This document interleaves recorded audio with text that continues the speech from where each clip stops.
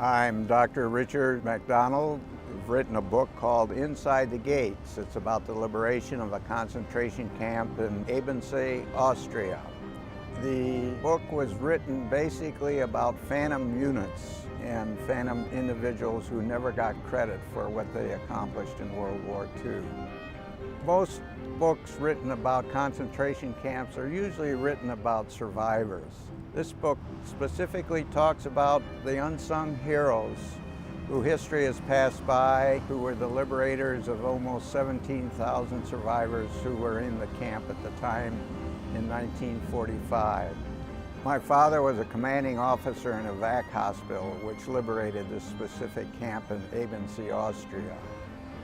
What inspired me to write this book was a total lack of knowledge about my father's command.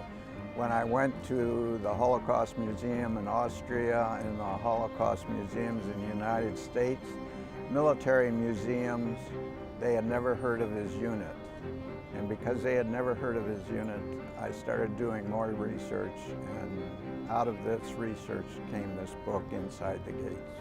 I'm hoping after reading this book, the readers will have a great appreciation of the unsung heroes of World War II who never got any credit for the great accomplishments they did.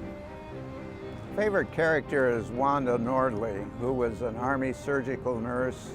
General Patton didn't want the women to go into the concentration camp, and they personally stood up to General Patton and told them if they could survive nurses training, they could survive treating patients in a concentration camp. General Patton backed off.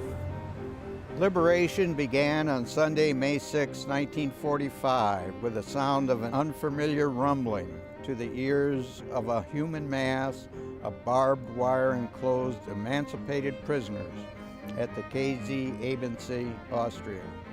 The roar of tank tracks and a cloud of road dust signaled to the lice-covered gaunt prisoners the initial sound and sight of freedom. The book is Inside the Gates.